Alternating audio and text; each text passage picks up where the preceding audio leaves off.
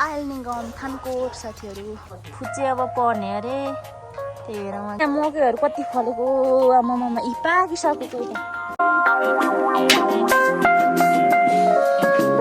Hello साथीहरू सेवारो नमस्ते सबैजनालाई स्वागत छ तपाईँलाई मेरो युट्युब च्यानलमा फेरि पनि। यहाँतिर भालेहरू पनि छ कराई छ यिनीहरू यसले अहिले भने म काटेर खानु बिर्सिनँ। र जोरुवा भाइहरू यिनीहरूको अनुहार चाहिँ एउटै छ जे होस् यिनीहरू जोरुवा जस्तै छ। घरमै घरभित्रै घाँसहरू पनि राख्छन् गाईहरू लानुपर्ने हुन्छ त्यही बनाउनलाई चाहिँ हामी हिँड्नु लागेको बजारतिर। यहाँ फेरि आमाहरूको भद्रगोल आमा हिराजसँग आउने कि आउने गर्दै बोल्नु हुँदैछ। यहाँ फेरि अर्को मालिक साहब यता हेर त गर्नु र भद्रगोल घरको यहाँ हेर फुटको हालत हेर। हाम्रो बारीमा मकैहरू कति फलेको छ साथीहरू। यस्तो मकै त कति छ आमामा कम्ती फलेको छैन। फुच्चे अब पर्ने अरे त्यही भएर उहाँ ज्ञानी भएर ऊ गर्दैछ के भयो पेन्सिल देखाउँदैछ पर्ने अरे। बर्खा बेलामा घरहरू हेर्नु न यति बिजोग छ। यिनीहरू सबै अहिले फार्नु पर्ने छ कम्ती मकै फलेको छैन। यता हेर नि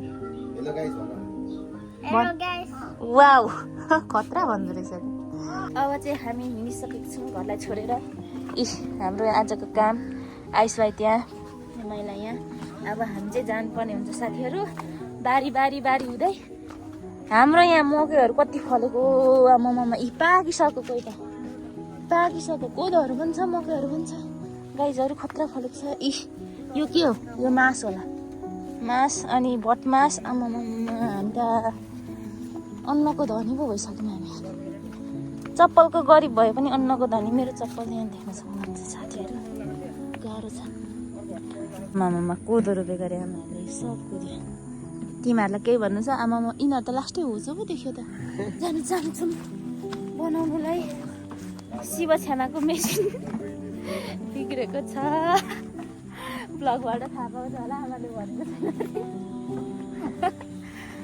गाह्रो छ हौ साथीहरू कसैले नभन्नु शिव छ्यामालाई सरी त्यो बिग्रेको छ अरे बनाउनु जाँदैछौँ। छ्यामा बाटोहरू जुगाहरू पनि पाउँछ भन्दै थियो जुगा लाग्यो भने यस्तो हेर यहाँनिर कति फलेको हो कोदोहरू। यो मेरो दोस्तहरू हो जिगरहरू। अब हामी जाँदैछौँ बजारतिर कामहरू धेरै छ आज हाम्रो। नेपाल आइल्ने गाउँ थानकोट साथीहरू।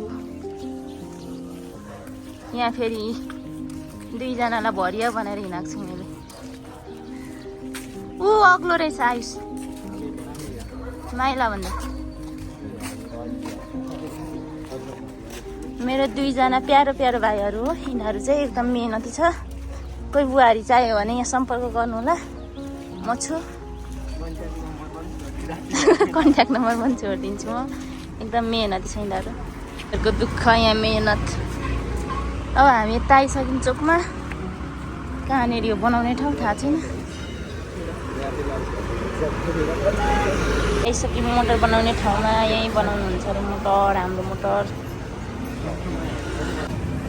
ओखलढुङ्गामा कति राम्रो काँक्रा छोडेर यहाँ छान्दैछौँ। यस्तो काँक्रा बिजोग छ नि। यहाँ हेर त मासु बिनाको जिन्दगी मधुरो छ। यिनीहरूले मासु नभई नहुने अरे साथीहरू। यस्तरी हामी चाहिँ सब सामान बोकेर यहाँ हेर्नु झाडु पोछा सहित घर जाँदैछौँ। यहाँ हेर्नु न यो पनि पो त त्यस्तो पो छ नि त हामी त पोका पुतिङ्रो के सहित हामी फर्किँदैछौँ घरतिर। मेसिन बन्दैन अरे नमिल्ने पर्छ अरे तर टाइम लाग्छ अरे फेरि दिन आउनु भन्नुहुन्छ। त्यही भएर जिन्दगी बिजोग छ गाईहरू झाडु पोछा डस्टबिन। भाइहरूको यहाँ फेरि छुट्टै छ यिनीहरूको यस्तो पो छ त हाम्रो जिन्दगी। फाइनली साथीहरू बजारबाट घरतिर हामी जाँदैछौँ। अब हामी घर पुगेर तपाईँहरूलाई टाटा पहिलो भन्न चाहन्छौँ। आज आउँदाखेरि पार्टी छ त्यही भएर सब सामानहरू किनेर ल्याएको। यो पनि पार्टीको लागि सफा गरौँ नै हो साथीहरू। अब अर्को फेरि अर्को भिडियोमा भेटौँला बाई बाई बाई बाई भन्दै बाई बाई